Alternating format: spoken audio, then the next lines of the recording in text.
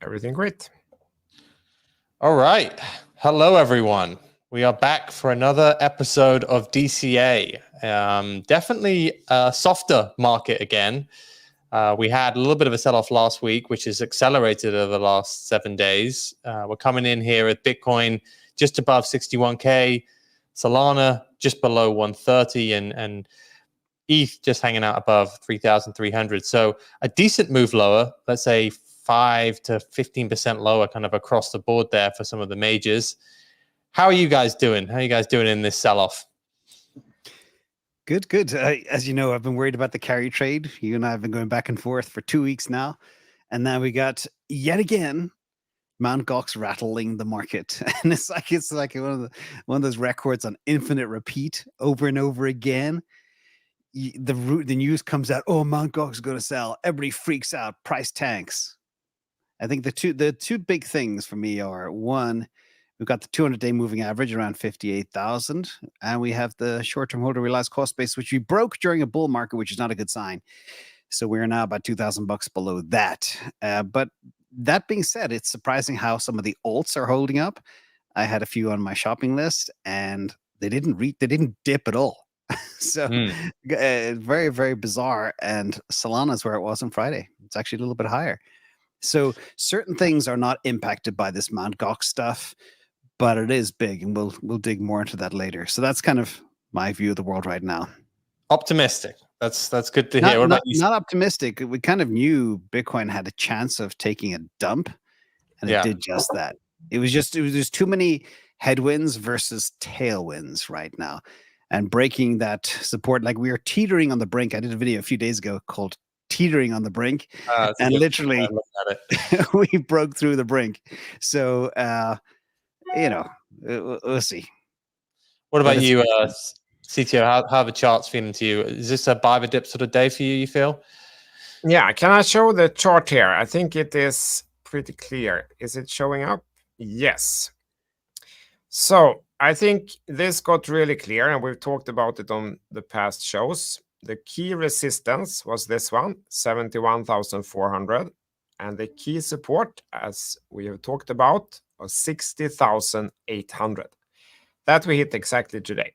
So the key event was really this minor level here. Maybe I'll try to zoom in a little bit, see if you see. That was the level we talked about a little over a week ago. That held so many times. I think it was 8 times on 8 different days. And then it broke down. Retested here, retested twice on the wrong side, like on the underside. And here I said that the major support is in play. So that's the 60,800. And today we hit it. So this is not really a surprising price action following last week's events. But as you can all see here now, what happens now is really key. This is what will determine, I think, the bigger direction for Bitcoin. If this holds here, if this major support holds and kind of bounces up again, back up something like this, then this looks fantastic suddenly. Then we have basically, then we get the inverse head and shoulder. We don't have an inverse head and shoulder yet. That's just speculation. But if it bounces and starts moving up, this is going to look fantastic, guys. But if we break this support, I think that, perhaps we could get something similar to this, some sort of fake out. But the bigger level, looking at both the price action and the volume profile, is down here then at 51,800 maybe. So if we break this, I think we might get chances for these levels, but we haven't broken yet. Support hit exactly and reacted back. So I'm very excited here, actually. If we get signs of this holding, this will be the best entries we could hope for. But I think it's a little too early to say during today. If someone is more risky, you could buy at support here and then cut it if it breaks. And if you want to take it a little bit more carefully, you could wait and see if it holds first and then kind of enter. So that's how I see it. It's a good description of what happened. We had that band. We were bouncing between 61 66 and 71K, let's say 71.5. We bounced there a few times and then we broke below that 66K level. The next support was around 60K. We've gone there and now we see if that holds. We in crypto, this is known as the McDonald's candle potentially. If this now breaks down below that 60 level, but then you could get an inverse head and shoulders like you said. So technically, this is a very pivotal moment. It's a good time for us to go live. James, you touched on kind of the flows behind this a little bit, and we'll go into a bit more detail about that now. So what we have heard over the last week is, I would say, three major pieces of flows. We had, firstly, the German government had around 3 billion of Bitcoin, which they confiscated from an illegal website. They started to sell 50 to 150 million clips daily in the middle of last week. Then you had Saylor come in and buy around $750 million of Bitcoin. And then today, we heard that the Mt. Gox distributions are most likely to start in July. Now, to give a bit of context there, this is something that has been a known in crypto for a long time. Mt. Gox was the biggest crypto exchange around 10 years ago and went under, and they have around 9 billion of Bitcoin. This is slightly different than the FTX situation. When FTX went under, it sold all of its assets. Here, the assets are actually going to be redistributed. So they don't automatically get sold, but we will see around 9 billion of Bitcoin get returned to depositors on that exchange. They said that these distributions would be finished by Q3. It looks like they are going to start from next month. What I would say about this is, again, it's been a very well telegraphed known in crypto for a long time. It has involved a ton of different banks and payment agents. You have to assume that thousands of people, if not tens of thousands of people, probably had the heads up on this before this news actually happened. So part of me thinks that this has been well telegraphed. Maybe even the German government selling was well telegraphed. So you could say that all of this was well known in the market and we've already reacted to it. Or do you think that we still got some reaction to come? What do you think, James? How do you see flows going from here? Well, it's interesting because and that's the thing about Bitcoin. It's kind of fits and starts. Tide comes in, tide comes out. It's all about the flows. We did have, you mentioned Michael Saylor. He snagged 12,000 Bitcoin last week. That's basically a month and a half of miner issuance, which is large. And then you have the alarmists out there in the world, Bitcoin therapist. I think he posted, somebody tagged me on something on Twitter that he said that Michael Dell is Mr. 100. And of course it's not. I don't believe that for a second. Michael Dell is very rich. He's the 14th richest man in the world, but he's not Mr. 100 for sure. But you never know. And then Eric Balchunas, he talks about how the Mt. Gox 9 billion dump is half of the inflows being negated in one shot. What Eric is missing is the people that are in Mt. Gox are the OGs for the longest time.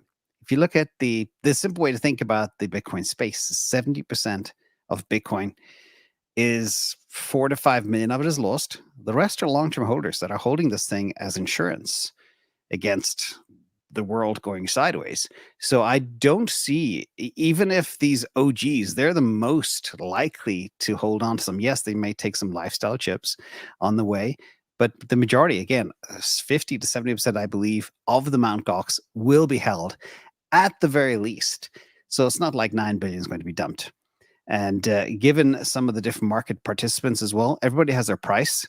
I have my price for this bull run where I nibble a bit, and everybody else does too. There's a lot of people that missed the train because it's been all ETFs.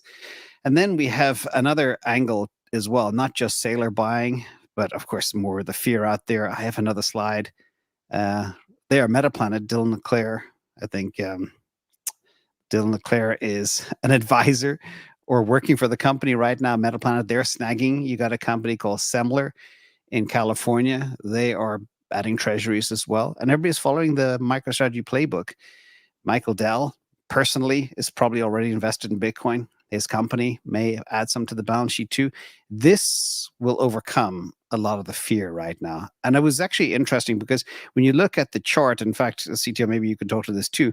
When the initial fear comes out, like these salacious headlines like this, everybody freaks out. But then the price rebounds very quickly.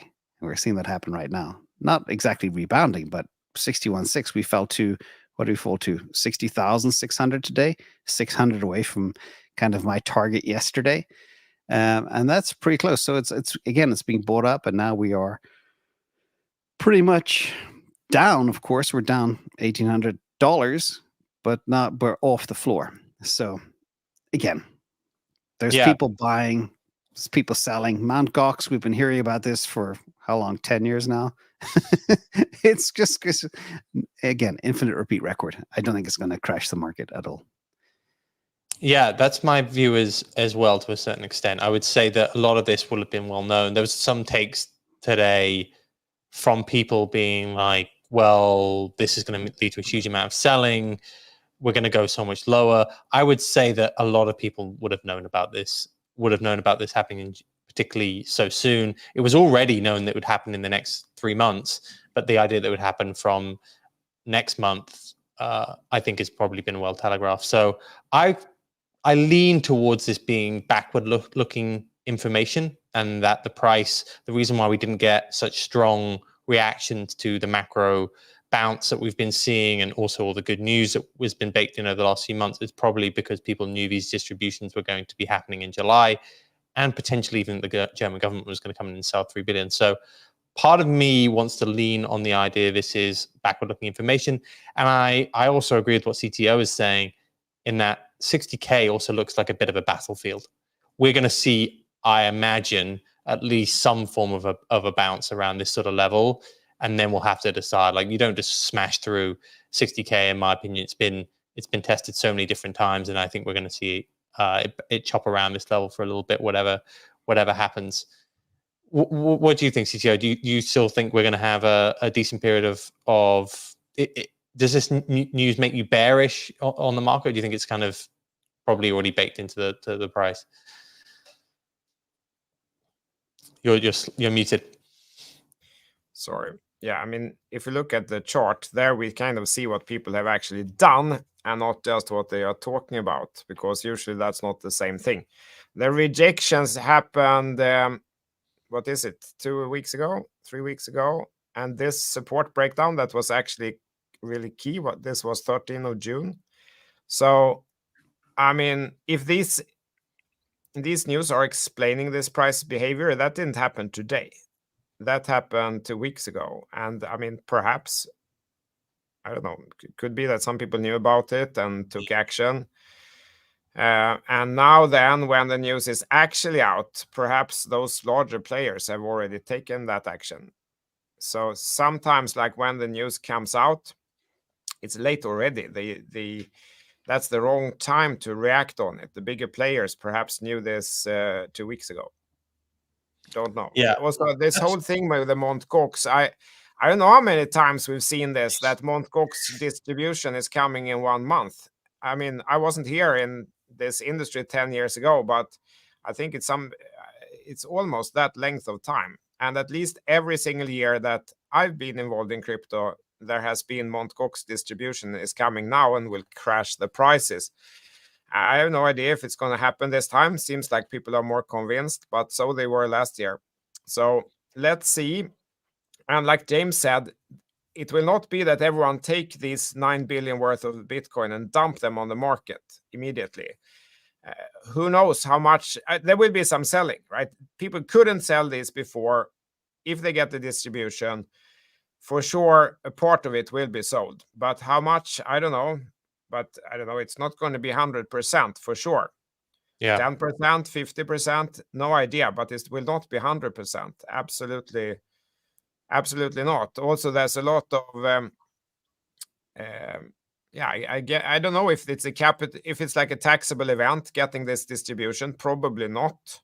So that means that if they sell it, they realize huge capital gains tax. But I mean, there will be some selling definitely when it's actually distributed.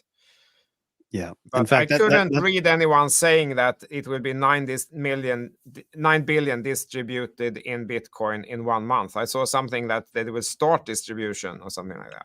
Yeah, exactly. I mean, just to go into that slightly, James, you've obviously brought this up, but they've had plenty of false starts on this. So who knows how long this will actually take to fully distribute. Yep. And you said a very important point, actually, CTO. I forgot to mention the taxes. The cost basis for this Bitcoin that's recovered, and only 15% is recovered, is extremely low. So if they sell when they get distributed, they've got a massive tax liability.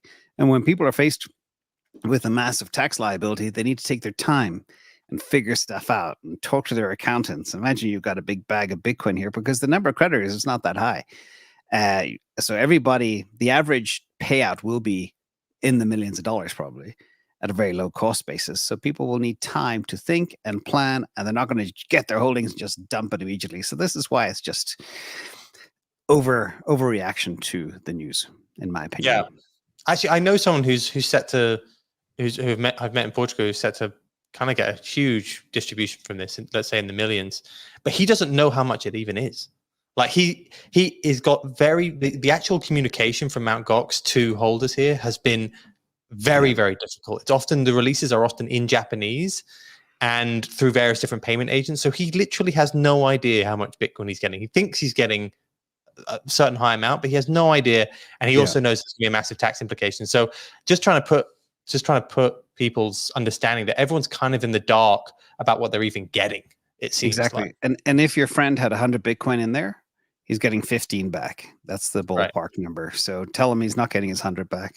He probably already knows. No, he knows he was getting something like a 20% recovery, but it's still, he has no idea the exact amount. And over this process, they've been asked at certain times, do they want a cash distribution or a Bitcoin distribution for part of it or not part of it? And again, it's all in Japanese. It's it's been very messy because again, they've had a number of different false starts. So he doesn't actually know.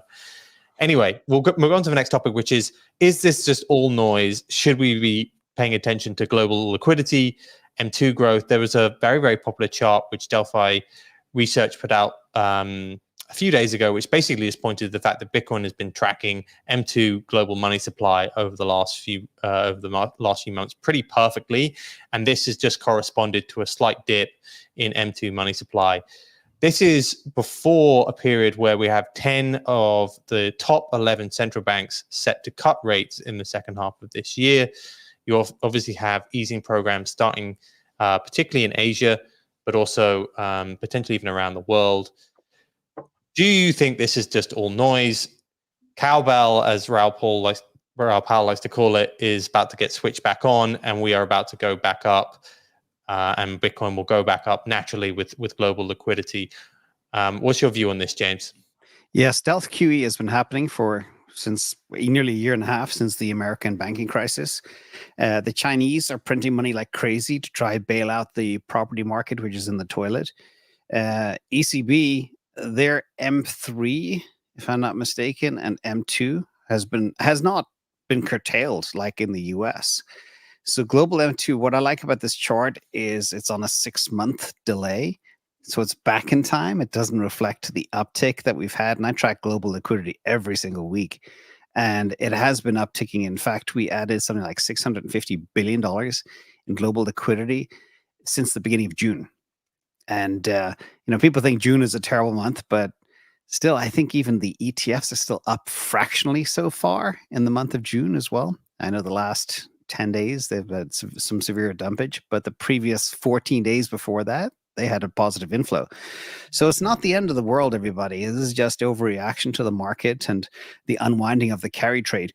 But this is coming in earnest for sure.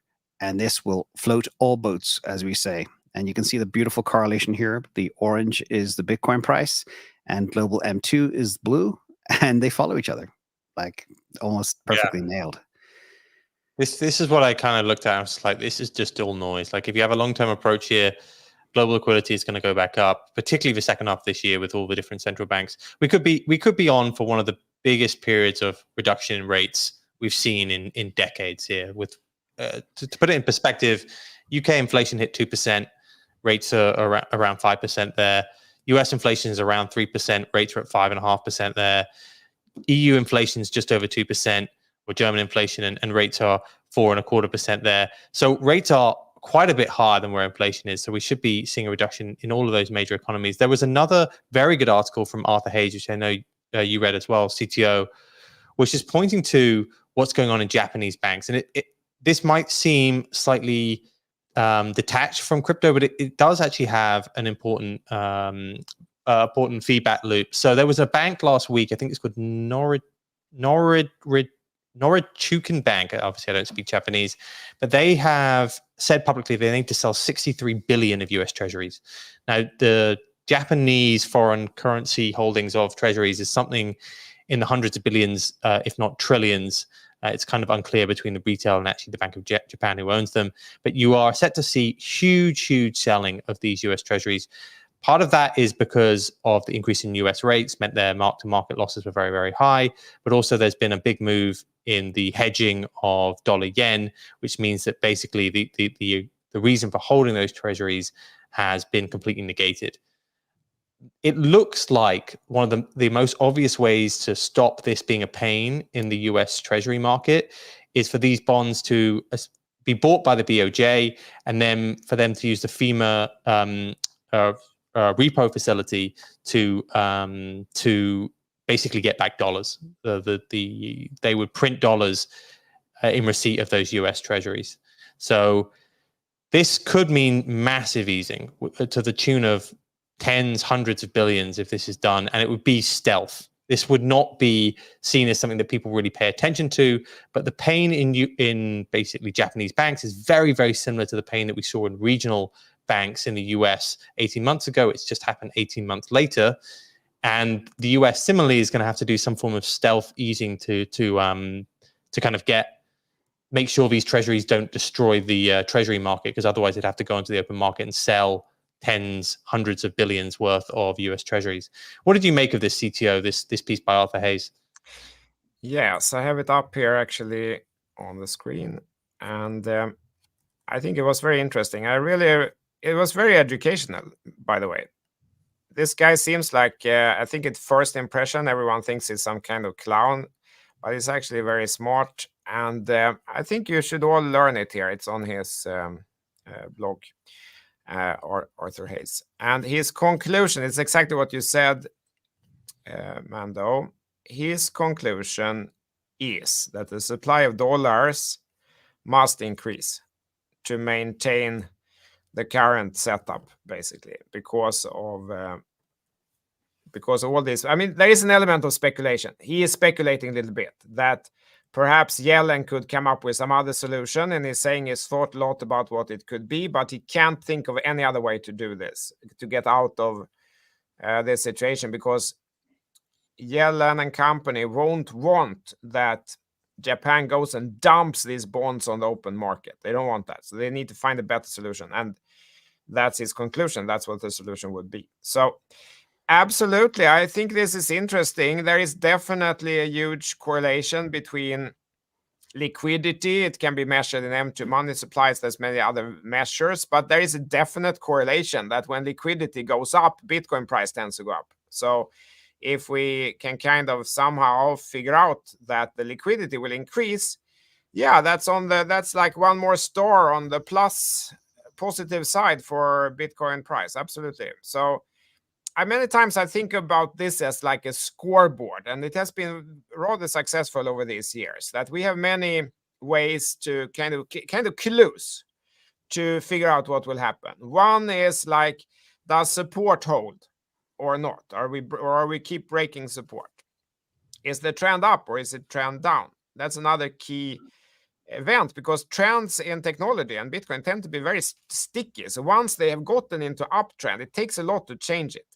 And the same in the downtrend. And then things like liquidity. Do we see that liquidity will increase going forward? Which isn't just guesses. That's like educational guesses you can at least do about that. Okay, that's another plus sign here. And so far, I mean, it's still, even though I'm sure people are very upset, the price is down and sad and so on, but today, as of this date, it kind of looks pretty good. I would say it looks much better than last week, where support had just broken and we retested on the wrong side. Now support held, the trend hasn't turned down. We have some of the bad news is out now already. Liquidity perhaps is going to turn back up. I think it looks better than it did last week. But then we have to be nimble. If this breaks now, if this support breaks, retest on the wrong side, on the underside, okay, this would be a different situation than the one we have right now, but we're not there yet. So yeah. So let's go into what is upcoming really for the market. And I think the before we actually get into the good news for Solana, we'll go into ETH first. So in the next week, potentially 8 days is what Bloomberg predicts, we will see spot ETH ETFs. This is now seemingly a pretty seminal moment for the market where we're at. Again, particularly if we hang around this sort of level of support. There's been a wide range of estimates here. Will it beat expectations, meet expectations, fall against expectations? There's a lot of different variables here with respect to the Grayscale ETH position, which will probably move to the other ETFs, and a lot of different predictions about whether the TradFi world will really accept ETH versus Bitcoin, if we'll see the same sort of level as demand, let's say as the digital oil narrative versus Bitcoin's digital gold narrative. How are you feeling about that going into the ETH ETF, James? Do you think it matters? Firstly, short term, there's a lot of different takes about, we will dump if this doesn't go well, or we will absolutely rip if this goes well. Do you think it's, again, that's slightly noise? And secondly, yeah. Two things. One, it's not going to be anywhere near the size of the Bitcoin ETF. The flows will be maybe 15%, I estimate. And the second issue is the Ethereum Grayscale Trust unwind. We're going to see the exact same playbook roll out like we did with Grayscale, dumping nearly 60% of their bags. They started on beginning of the year, 621,000 Bitcoin, and now they got 280,000. So think of the speculators as well. The same players are in the ETH ETF from Grayscale. They will be unwinding their trade probably pretty quickly. So there will be some sell pressure, which will impact ETH.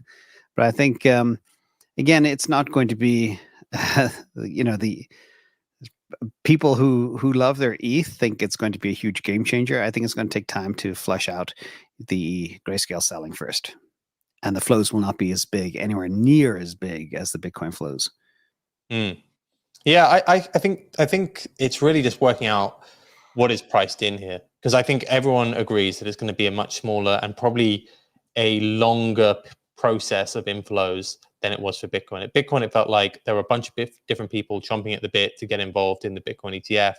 ETH, it feels as though a lot of asset managers just haven't really caught up to even what ETH is at this stage. Whereas Bitcoin, it feels like that story had been told and people were ready to invest. They just didn't have the product. ETH, it feels like it's going to be a longer, more drawn out process. I do think just the idea that there is a readily available investment product in the US, and you start to see more and more asset managers push for diversification away from just stocks and bonds. The idea that you have an ETH ETF will mean that some form of allocation goes there, even from the major asset managers. But I do think it will be relatively slower.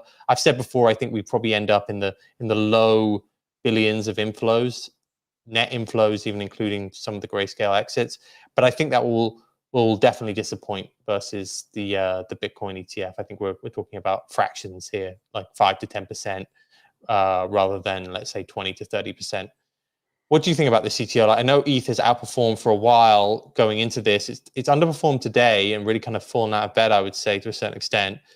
What are the charts and what do you feel about ETH going into that event? Yeah, it's kind of, if I share the screen again here, if you can bring it up. Hang on, end of stage, there you go. So the fascinating thing with Ethereum is that nothing has happened for half a year. Absolutely nothing. It's in exactly the same range. It faked out 3 times, twice on the upside, once on the downside, then it just came back. And it's like nothing, as if nothing has happened, despite all this dramatic news, over the half year, nothing has happened in the chart. This is the ETH to BTC chart, which I think makes it much easier to isolate what is happening with Ethereum specifically. Because if you look at the Ethereum to USD chart, it looks really great, but that's mostly just because Bitcoin has gone up.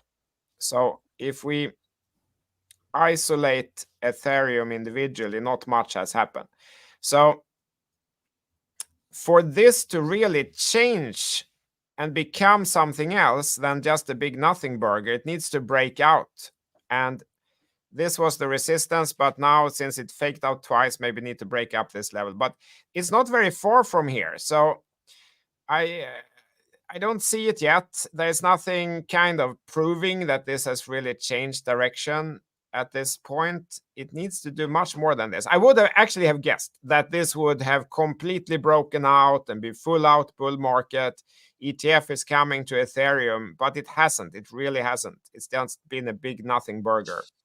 And if we remember what happened with BTC when it actually launched, was that it actually dumped. It ran up until the point of the trading start, but then when it actually started trading, it almost immediately dumped quite a bit because, not much happened, even though inflows actually followed later. Yeah. So perhaps that would be my base case that something similar happens. It kind of builds up some anticipation. Then on the launch day, not much happens. People get disappointed. It backs up. And only after that, we will see what actually will happen. Will there come real inflows like it did with Bitcoin and not just moving money from Grayscale into the ETFs or something? Will there be real inflows? If that actually starts, well, then this should break out on the upside and we should see a different kind of chart than we have seen during the past half year. So that's what I'm looking at. And there's no really need to predict what's going to happen. These are very small price movements here. I'm just going to wait and see how this actually plays out. And if it actually changes, upside could be pretty big here, but we don't know that yet. Yeah, it's definitely causing the most arguments, I think, on the timeline I see. Like, people are having very different reactions to what we will see on the back of this. My personal view is that we'll probably see Bitcoin dominance head to closer towards 60% in and around that first week, just as it slightly disappoints, because we're all kind of saying. But I do think that ETH, this is a good story for ETH over the medium term. Just having this product, I think, is different than the majority of other crypto. And I do think, like I've said several times, that this allows for 3 strong narratives, I think, in crypto for ETH, Bitcoin, and Solana. So I think this is great. If you just take a step back, I just think it's been a really, really good period for crypto here. I think part of the lack of reaction is probably because people had well-flagged knowledge that we were going to see these sort of huge supplies of Bitcoin. That, to be honest, I don't think people... I definitely didn't see the German government coming in to sell. That's for certain. And I think that partly probably makes up for the lack of reaction that we've seen to positive news over the last few months. One piece of very positive news that we've seen this week was on Solana. I do want to cover one thing before we move to Solana, and this is, people are talking about crashes and crashing and everything else, and I think one thing that is crashing is the Japanese yen, and it's pretty alarming for those that know what this actually means. And this all ties into what we spoke about with money printing. Like, the US is nearly 35 trillion in debt, 1.5 trillion in interest payments, which is a monstrous amount of payments. But the yen is experiencing a massive decline against the dollar and other major currencies. And it's the lowest since nearly 35 years, if I'm not mistaken. And this is the primary driver behind this is, of course, the widening interest rate gap between the yen and the dollar. And you've got, I think, Dylan Leclerc's firm now, they borrowed at 0.5% to buy Bitcoin in a fiat currency that is literally in the toilet. And they've, as an example, what I mean by this is coming to a fiat near you soon is everybody is, all these countries around the world, they have a very accommodative monetary policy. There's lots of money printing, stealth or otherwise, and it's going to hit the US too. And it ties back to why would anybody hold this fiat stuff? and the US has so much debt denominated in dollars. Its strategy to manage it going forward is debt deflation. There's no stopping the debt spiral, but debt deflation is critical for them going forward. And that's what's just going to happen. I just want to make sure we covered off on that point because it is very, very important with what's going on in the macro right now. Yeah, I think that links back to the liquidity point that we were talking about before. With the move in this yen, I think the Japanese government or the BOJ came out even today and said, we are prepared to intervene in currency markets 24/7. And they already have sold tens of trillions of US treasuries so far. So it's very similar to the trade that we just said before. They are going to come in and they're going to sell a bunch of US treasuries, and the US government's going to have to work out a way to use this FEMA repo facility basically just to print more dollars. So you can get scared about, $1 billion or 2 billion or 3 billion or 4 billion Bitcoin coming out from Mt. Gox or from the German government. If the Fed prints hundreds of billions of liquidity, just think about global assets as, I know it's weird to say, but it's just like a pyramid, and Bitcoin's at the top of that, and it goes into bonds, then stocks, then right at the top is Bitcoin, and on top of that is altcoins. If the top starts getting printed money, it'll all just start flowing up. So yeah, you can just take a step back and be like, yes, we could have a bit of a choppy period here, but at the end of the day, we are only heading towards more liquidity. So you don't have to get too scared around things like Bitcoin, which hedge against that. Yeah, and one thing to remember too, maybe Mando and CTO, you can shed some light on this just for the audience to understand. Imagine, Mando, you're People's Bank of China. CTO, you're the European Central Bank, and I'm the Fed. I'm looking at you, Mando. You're printing like crazy, and so is your neighbor Japan printing like crazy. European Central Bank, it knows they have issues. They cut rates already. They are also stealth printing and easing in different ways. The US is doing a lot of that too. If we are three different central banks, why wouldn't we all race to the bottom and print as fast as each other? Well, I guess you're starting to see, I already said this, I think we're heading towards one of the biggest easing, at least falls in interest rate that we've seen in decades. We have high interest rates versus inflation here, or at least reported inflation in many different countries. And the only reason they've kind of remained high is because the Fed has kept theirs high. But now you're starting to see more and more of them have to kind of capitulate to this. So I do think, we're going to see an increase in liquidity here. H2, I think it's kind of a given that's going to happen.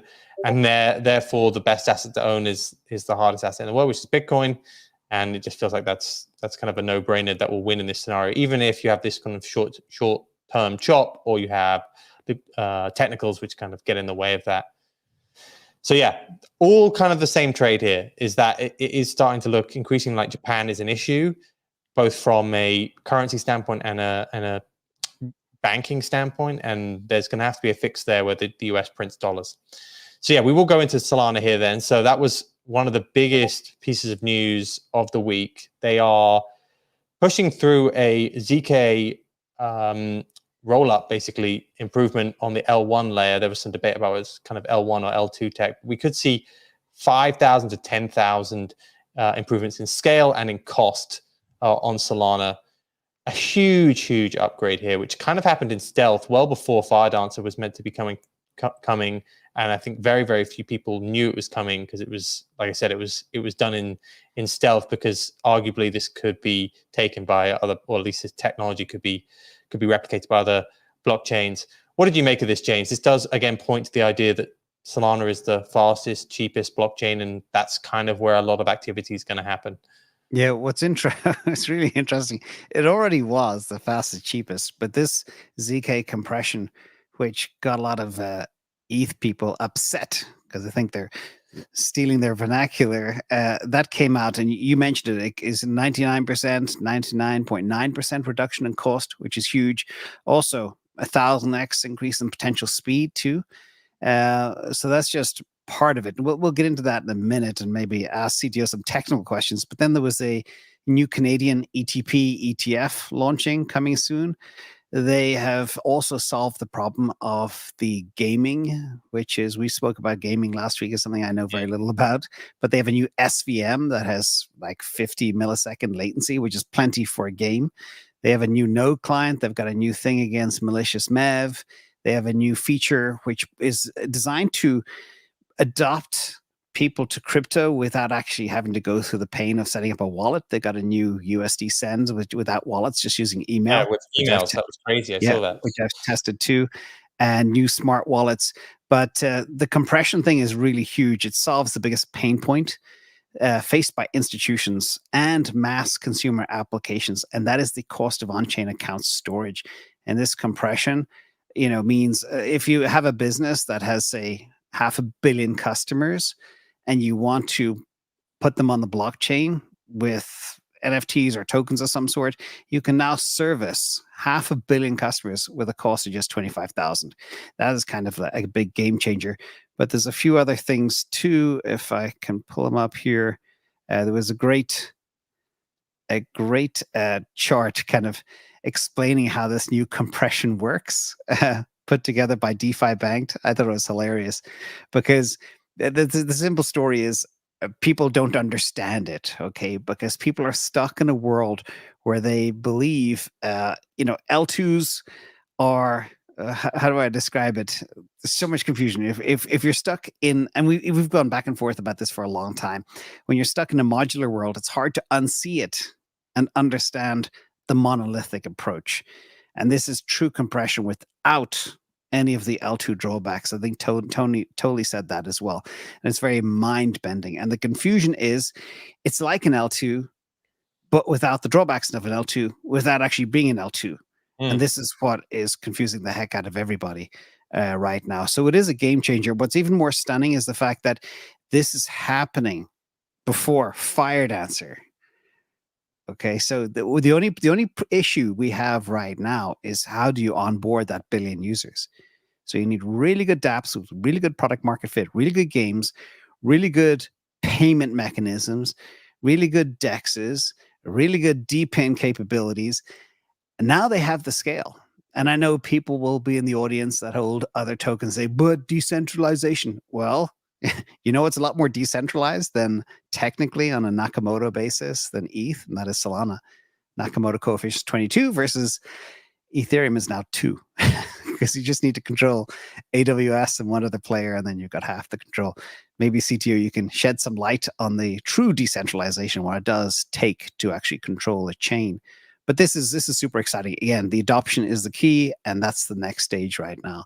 And they're doing all the right things all at the same time before Firedancer. So one other thing as well. I think I had one chart. Let me pull this up. I'm going back and forth with a guy called Fred Krueger. So he loves his power law. And, I like to break things down. I've got 3 separate Bitcoin Metcalfe's law models. And I'm in the middle of updating them and configuring them as well for other chains. So if you imagine one chain has 50 million wallets, okay, most of which are dormant and have been moved in 10 years plus, and the other chain has 30 million monthly active users, where would you place more value? That's my theoretical question. CTO, what do you think about this? What do you think about this, CTO? Yeah, if I can share the screen here. I think actually it's very interesting. I've been reading up on the concept of this compression today, and I mean, I think it is pretty good. Of course, these are kind of marketing statements, but I think it's largely correct that it costs. I mean, Solana is cheap, but there's still quite a lot of money. They took an example here, an airdrop to 1 million users would cost $260,000, and now it's 50. So they kind of doing, that's the fun thing here. It's like a cost saving similar to an L2. And Tolly here, co-founder Solana Labs, I think it was a very funny reply because someone said that, but it's like an L2. They built an L2. But then he's saying, sure, it's an L2, but it doesn't require a Security Council multisig, and users don't need to switch chain IDs. It doesn't need a governance token, doesn't need an external sequencers, and Solana validators still get all the transaction fees. So, I mean, that is kind of true, and it's what I've said here a long time. What I don't like with the L2s is that it's kind of user friction. There's so much work to do this bridging, and it's kind of complicated, and you don't see it in MetaMask. And it was only really with Base that a user experience is there to kind of make it user friendly. This, in a way, if they actually get this working, this is better from a user experience perspective. You don't need to go on another chain. You just get cheaper transactions by quite a lot. And then you can always debate then, is this like decentralized as well, or is there some other drawback? But fact is that most people don't care. As long as it's working, it's permissionless, and it's cheap, that is good enough for 99.9% of people. They don't really care about the drawbacks as long as it's working. So I think this is a very good move. I'm kind of impressed. I didn't see this coming. Actually, I didn't know they were working on this really. And yeah, I mean, if they get it working, that's a big if. Perhaps, in the end, it's like, actually, it didn't work, guys. There was this problem we didn't think about. That can always be the case. What is also interesting is that we don't see this reflected in the price at all. This was kind of a big, at least coming upgrade, hopefully. But nothing is happening in the price. But it hasn't broken down either. I talked on this DCA show quite a few times that the level that I'm watching is 0.002 on the SOL to BTC chart. It touched again today, but it hasn't broken down there yet. It's still holding. And similarly on the USD chart, we're kind of right at the last defense. If this red line here breaks at, 127, that's not good. Because this level here rejected, trend is turning down. But I think that you're just seeing mostly what Bitcoin is doing on the SOL to USD chart. It's easier to isolate the product itself, partly separated from the speculative action on the SOL to BTC chart, and that support is still holding. That's the only support that matters at this point. But I think I wanted to show this one also because something has changed here. This is the SOL to ETH chart. And SOL has had the clear dominance in every single way. Parabola, trend, chart pattern, every single way. But then it kind of started hesitating here. Price went into this range, and then it broke on the downside with a trend down. So there is a change. Like Ethereum has relatively gotten the initiative a little bit here. And now it's up for proof. Can Ethereum follow through on that with the ETF launch, or will it turn into a nothing burger? So, I mean, here we see nothing. This was a big event for me, actually. This technical development, if they actually get it working, it's a big event, and it seems like the market hasn't understood it or noticed it at all because it's not at all reflected in the chart. So I think that SOL could be an opportunity here. If someone has been looking, if you missed the entries from way back, if this support holds, if it keeps holding and doesn't break down now when kind of risks are increasing a little bit in the market, that could be a decent risk reward because it's short distance to invalidation, so you don't risk so much on the downside. So I'm pretty interested here. I think this is a kind of an opportunity perhaps in the market, which we haven't seen since Solana really broke out here at around $20. That was the start of this whole move. We talked about it here, James, you and I, on the channel. I've talked about it on many channels. So that was kind of an opportunity.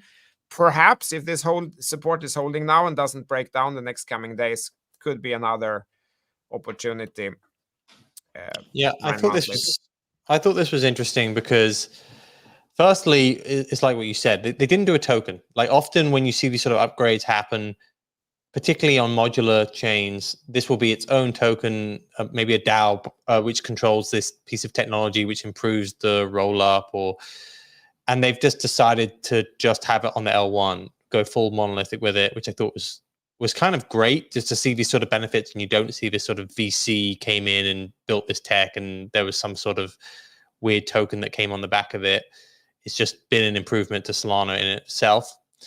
And then secondly, I thought it was important because, to be honest, there were some blockchains coming up which were starting to potentially even or claim that they would start to threaten Solana's current TPS. Things like Phantom was coming to come out with Sonic, which is kind of going to be in the same sort of range as Solana. To then have this, again, step change in increase it in cost or reduction in cost and increase in scalability just kind of puts it in this unassailable lead now when it comes to being fast and cheap, which is kind of what Solana needs to be, even before Firedancer. So it just feels like it's got a really strong defensible moat now for the foreseeable future, in my opinion, with that narrative. That being said, Solana has not been a good performer.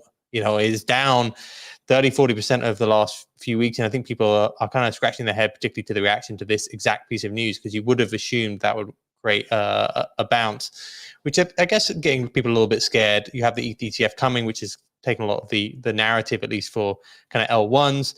And then just as all altcoins have fallen, I think Solana's been dragged into that fall as well. So, and in fairness, Mando, altcoins got slaughtered across the board. They got slaughtered, this is one of the least worst. Okay, so everything got hammered badly. So I think it's been a bit of a I know, head scratcher, but at the same time, like I said, I like the stories about all three of them right now.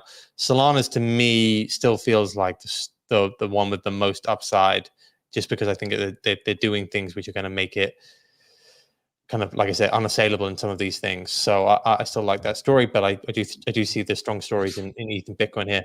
One thing that has imploded in that implosion of altcoins has been the meme coin sector. So, and this was largely happening on Solana, which perhaps makes the sell-off and makes the underperformance, let's say, more clear. So you've seen things like WIF, which is kind of the number one meme coin in Solana, has dropped around 50% over the last 2 weeks. Similarly, that's happened to Bonk, and all the low to mid-cap memes have all really seen huge drops. So a lot of value destruction, I would say, in the meme coin streets on Solana. It does feel as though people are starting to question whether that is kind of the short-term top for the meme coin cycle, and we will move on to other sectors, let's say, which will drive the market. But I think that's probably also part of the reason for the Solana underperformance. You've seen people who are speculating on there every single day. Although DEX volumes have stayed relatively high, you've seen those volumes reduce materially, and that's meant that people have just kind of turned off from value creation on Solana. Do you think that we're going to find a new narrative for Solana soon, James? I know you're bullish on DePIN potentially picking up from where meme coins were for Solana. One of the benefits of being fast and cheap is that you can pick up a new narrative relatively quickly. Yeah, I think DePIN is actually huge. These are some of the DePIN plays. And of course, a lot of people think, well, DePIN, it's really nothing. I think DePIN has the potential to be as big as DeFi because of the real world use cases that can be pivoted on. And for people who don't know, DePIN is decentralized physical infrastructure networks. It's real world applications of blockchain. So if you have an idea, a business, a project, instead of building your own blockchain, you can just use somebody else's. And right now, there's some really well adopted plays going on board. And now the total market cap of this whole space, just these select names you're looking at here, is over 4 billion on Solana. Names like Render, AI play. You got Shadow Storage, Helium, which is like phone, decentralized telecommunications, IONET, another AI play, Hive Mapper, where they're trying to compete with Google, mapping the whole world, etc. It's really an interesting space. Nobody's really focusing on it, thinking about it. And in full disclosure, I own quite a few of these names and have done for quite some time, like Render, Nosana, etc. I think it's and also the real magical thing is it'll only work in a chain that's fast and cheap. That's it. You can't have a Hive mapper running around the world mapping all the roads on the planet. I think they've mapped like a third of the roads on the planet already without a cheap blockchain. So CTO Mando, do you guys look at this space at all? I do. I mean, I know Helium very well. I know they have a mobile plan in the US, and the one that people have been super bullish on is Hive Mapper as like a replacement for Google Maps as well. The one I saw this week, which really interested me, was Teleport. I don't know if you saw this, which was Uber. decentralized Uber, which people are getting very, very bullish on. The idea for ride hailing, that you wouldn't have a centralized entity, that you could just do it between yourself and the driver, and that the drivers would get paid a lot more, and you would also get a cheaper ride. So I think this app went live in Austin around Consensus this year, which is one of the major crypto conferences. And they had a bunch of different drivers driving around using the Teleport app instead of Uber. And everyone was raving about it, being like, it's good for users, it's good for drivers. You just cut out the middleman and everyone makes more here. So that's kind of how DePIN works. It's kind of this idea of cutting out the middleman. Let's say for Hive Mapper, you're cutting out Google Maps, for example. For Helium, you're cutting out many of the different mobile providers, and you get a more equitable distribution of returns, I would say, to both the user and the operator. So yeah, I do think this could be huge. The tokens are always a little bit difficult because similarly to a lot of these tokens, they have terrible tokenomics of it. Like you just don't really know if you're going to get dumped on by forever. But I do think the idea of blockchain technology powering these sort of things is super interesting. Yeah. CTO, what are your thoughts on this one? Yeah, we actually tried to kind of do this. What was it? Must be like 15 years ago, 20 years ago or something now, in the telecom space. So we built kind of a small base station, and the idea was that people should place them themselves and kind of manage it instead of a central authority building them, because you presumably would place them in better locations then, where you actually need the coverage and so on. So you built Helium 15 years ago. That's amazing. We built this product and everything, and it kind of worked actually. There is like, so I do understand the dynamic of this idea pretty well, I would say. The thing is that there has to be some inherent advantage with doing it this way, because doing anything centrally is going to be faster because you have one person taking decision. You don't need to reach consensus with like 1,000 people. So it's going to be faster decisions. You're going to get some scale advantage of some kind that you don't get if you do kind of splitting it up. And presume so you get like speed by doing it centrally. You get faster speed, probably. You might get lower cost, and because you have the scale advantage. So there has to be something else for this to work. It has to be like that. Idea of many of these is that the resource is idle anyway. You're anyway not using it. So why not resell it? Why not resell your GPU that is anyways with doing nothing 99% of the time? Why not kind of pool that and use it of some kind? Otherwise, I don't believe in that. I don't believe that it's going to be better just because you're sharing in like a big community of like-minded people. That's not enough. There has to be an inherent cost advantage, like you're using resources which are otherwise idle. But then, is that enough? Like, will it compete with the centrally procured NVIDIA server park or something, and like scale, because maybe your GPU is less efficient or something like that? So that's how I'm looking at these projects, and I love the idea. But they have to kind of overcome these challenges, that they will be inherently slower in decision making than a centralized authority trying to do the same thing. I think that's why. In fact, I would argue different, CTO. Imagine getting an Ericsson or a T-Mobile to move and make a decision. They move at the speed of molasses. These blockchains, these organizations running on a blockchain, they don't have to worry about that. They can decide, okay, I'm going to open up, say, the London market tomorrow, and then go to Zimbabwe the next day or whatever like that for decentralized Uber ride sharing. I mean, the speed of this is incredible. And also, we're going to a world where everything's going to be on the blockchain and the tokenization of everything. I think this space is perfectly positioned for the revolution that's coming. I wouldn't say they're slower at all. Yeah, I mean, I interviewed one of these projects 5 years ago, and they had all the components. And in the end, 5 years has passed. Not much has really happened. Blockchain was not ready 5 years ago. Elon Musk can say, guys, I'm going to launch a cheaper version of the Starlink, and I'm launching it tomorrow, and it's online already. And then I'm setting up like all the factories to produce them, and boom, it's out. And because it's like centrally controlled, and one person can take perhaps faster decisions. But so I agree, and I would love for this to work 100%. And I do think that the industry will work. But say Filecoin, that was maybe one of the first to kind of realize this idea. Now it's like, when did they launch? 2017, something like that. Yeah, didn't really outcompete Google Cloud Storage or AWS and so on. So but I would argue the blockchains were not ready, not fast enough, not mature enough, and cheap enough.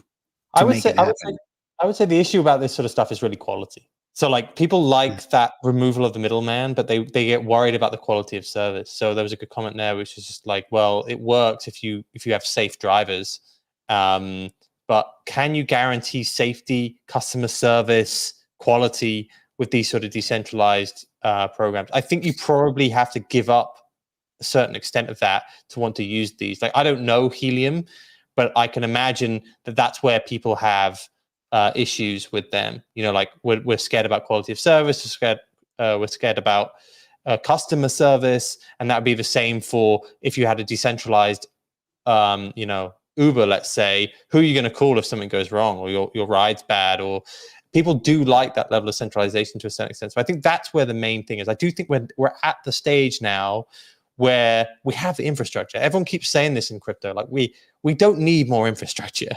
Like, it's great that Solana got to more speed, but what we really need is apps. We need people to actually start using this technology. And DePIN does feel like that.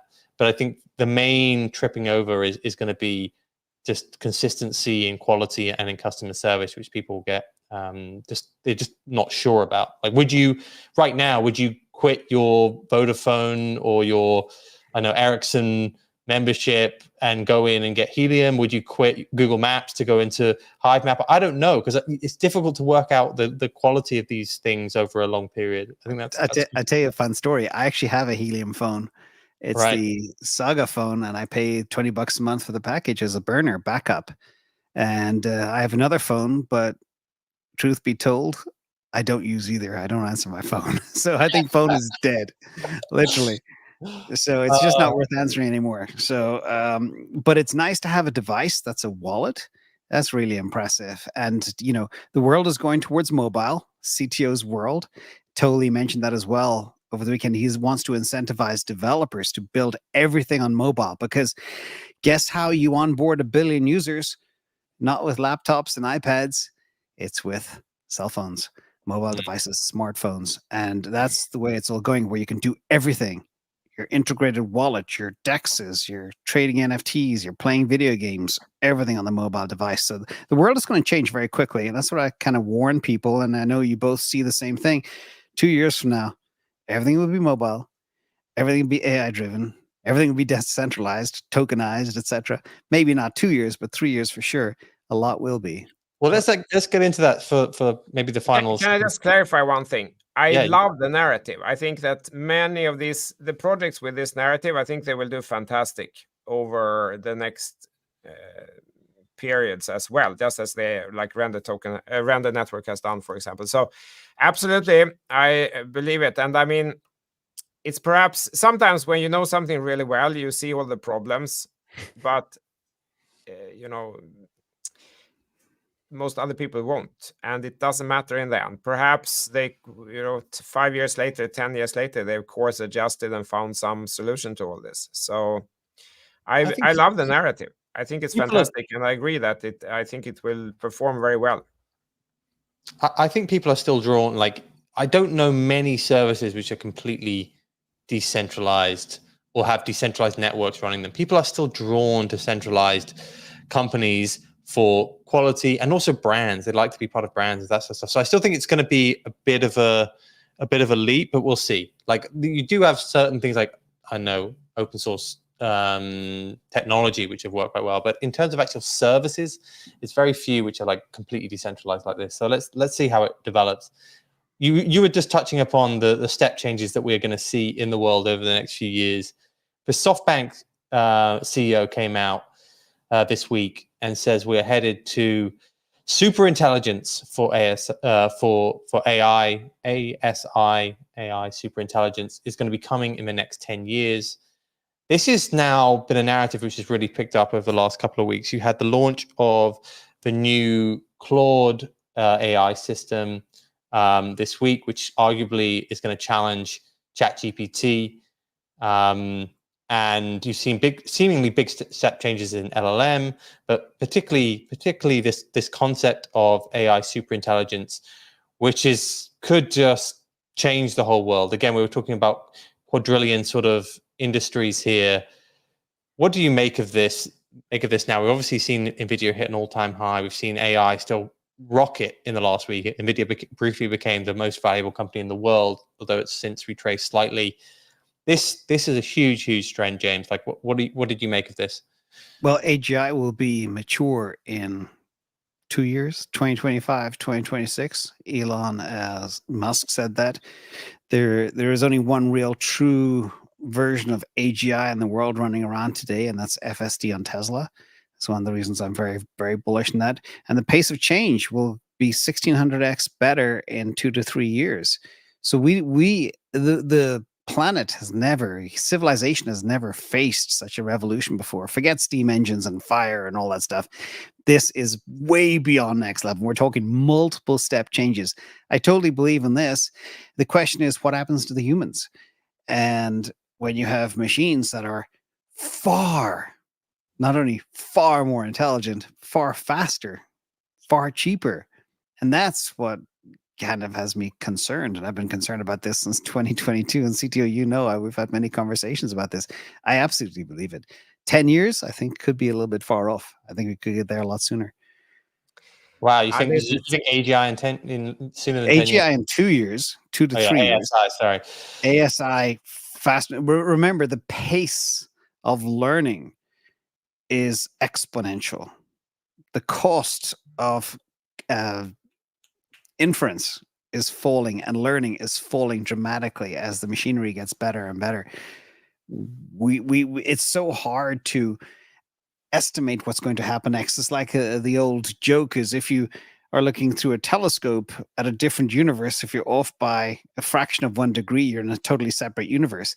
That's how hard it is to estimate where all this space is going. All I can advise people, although we don't give advice, is have exposure to it, because it's coming fast.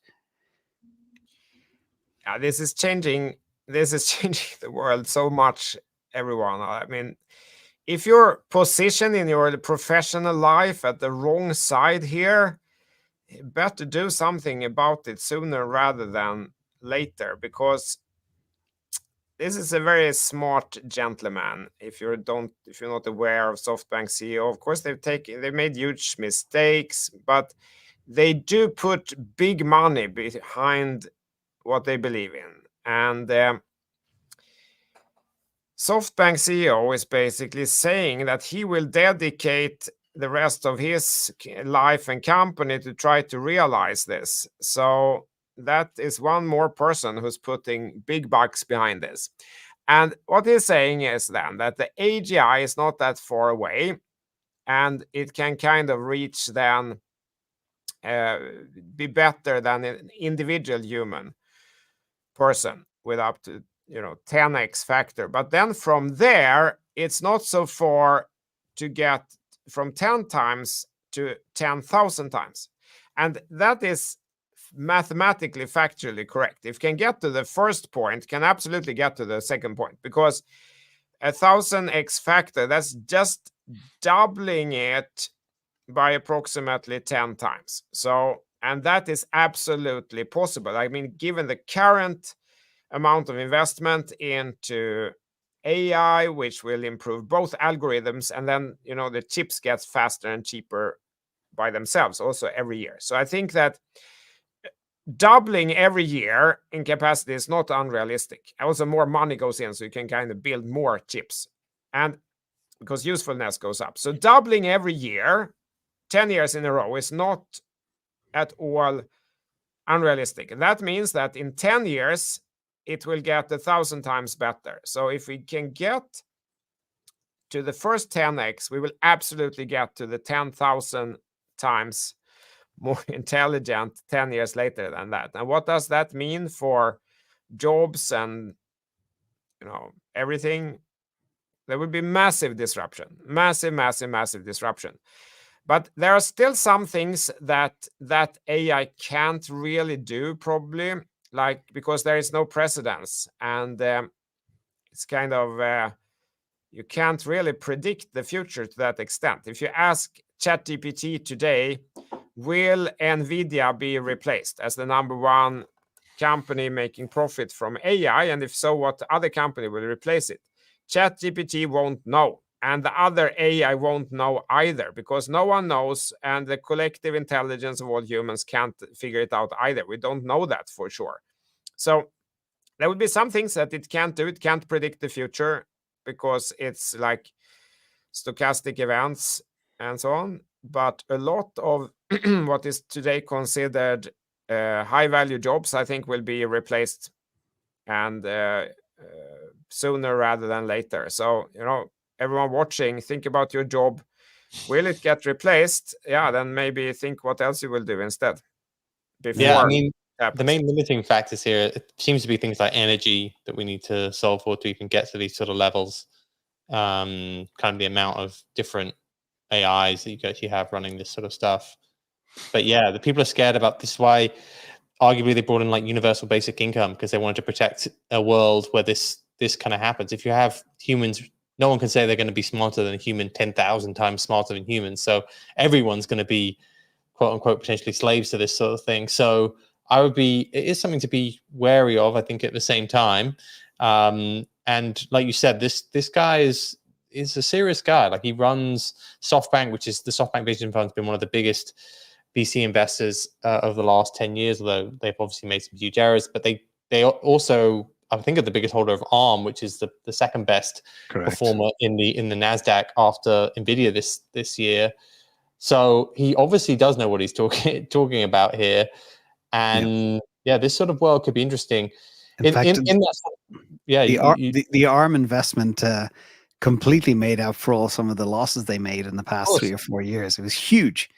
And now they're all in on AI, and they have a lot of money, lot of money. I mean, we're talking hundreds of billions of dollars. So. Yeah, he similarly did something with this. This is what happened in the .com bubble. He similarly got a bunch of zeros and ended up being saved by Alibaba. This looks like ARM's going to save him. Maybe some other things as well in their portfolio. But you have very, very serious people moving towards this. We had Nvidia become the most valuable company in the world at the moment. James, I'll just throw it to you for maybe the last question. But out of these, of Tesla, Nvidia, Microsoft, Apple, they've all come up with new AI models, or AI. They're going to benefit from this AI trend over the next few years. Which one are you currently looking at most interested? I think it's no secret, but I'm very heavy into Tesla. I believe Tesla are very well positioned. The future is autonomy, which is self-driving cars and other vehicles, eVTOLs, etc., as well as robots to supplant, human productivity, etc. They have the best brain. They've got the best manufacturing prowess. They have built everything from the ground up on their Optimus bot. People say, well, there's 20 other bot players.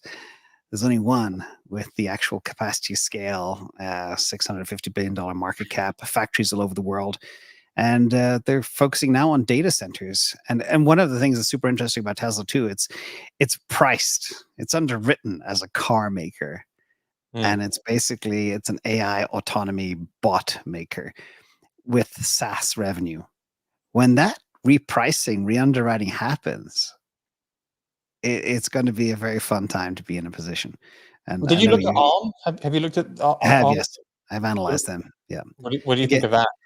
So I'm not big into designers. I like vertically integrated chains.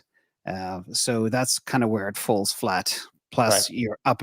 ARM was up against Nvidia. I think Nvidia have a leg up on them. And in full disclosure, I do still own Nvidia. So that was kind of my bet. Right. Makes sense. What did you make of this, CTO? I know even Apple came out with its Apple Intelligence, which people got very bullish on even this week. But are there any of these that you thought is going to be a leader here if we start to see super intelligence AI? Yeah, if I can share the screen again. So I think if we're asking for opportunities today, the entries in 3 of these, they were not now. Like the last entry in Nvidia was here. That was like textbook inverse head and shoulder, trend turned back up.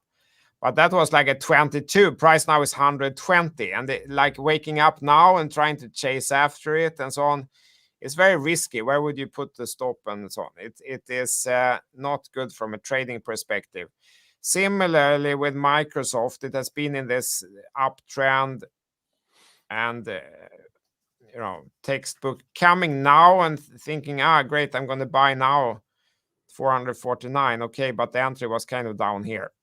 Similarly with Apple, honestly. So there's only, if we're kind of waking up now and trying to find some entry after all this run up, there's only one which is kind of sitting right on support and could present entries, and that is actually Tesla. So I'm very interested in this also. If this support is holding, which it seems to do, and this starts moving up again, I'm interested exactly for those reasons James said. Tesla has not performed well the past 2 years. It's been very different from all the other tech companies, and that kind of confirmed. It broke a head and shoulders here, which dipped it below 100 in today's prices. But now it's kind of situation starts to change again. So I'm monitoring this support. I would be interested in some new Tesla entries, not because of the cores. Honestly, I think they should ditch the core physical products. It's a very difficult business model in competition with Chinese and other companies. I think they should focus on the AI and the fleet management, and I don't know, go all in on that. But perhaps it's a blessing if they're valued as a core maker, but actually an AI company. And that's exactly what they're doing. So an interesting math piece on that, Elon Musk is going full in onto robotaxis and bots. A fleet of 1 million robotaxis will generate about 17 billion in operating income, which is more than double the annual income. And of course, from there they can scale. And he mentioned numbers like 100 million robotaxis around the world. And there's many countries that actually need these things. And if people have a choice of getting into a car with nobody that's autonomous and safe versus sharing a car with a driver, etc., and having to talk, and it's going to be a lot cheaper. And that's just the cyber taxi. The real opportunity is robots too. So do you know if Elon Musk has said at any point that the AI will be in the Tesla company, or is there a risk here that suddenly it's like in another company? He has a lot of companies, right? Yeah, that's a 3D chess move. So what he did was to hedge the comp plan. He basically built XAI on the outside. So he has a hedge if somebody tries to kind of overtake Tesla because of some of the activism that is out there in the world. I think this is his hedge to play it safe, create more of a brain on the outside of actually Tesla that they can roll in time. So I think that's probably what's going to happen. And all of his companies collaborate together. There's so much synergy between SpaceX and Tesla and the Boring Company and you name it. He is being sued though, right? I think I saw another lawsuit last week, which is for this exact thing, that XAI may have been diverting. I mean, he gets sued every 5 minutes, but he's been. I did see an investor lawsuit against the idea that he's diverting resources away from one to the other. So yeah, he to a certain extent, I think. Yeah, he had a lot of H100s that were being delivered, but he had nowhere to set them up. So rather than sit unused in a warehouse, he pivoted them to another business, which is part of the synergy that few actually understand. So anyway, it's a tricky situation.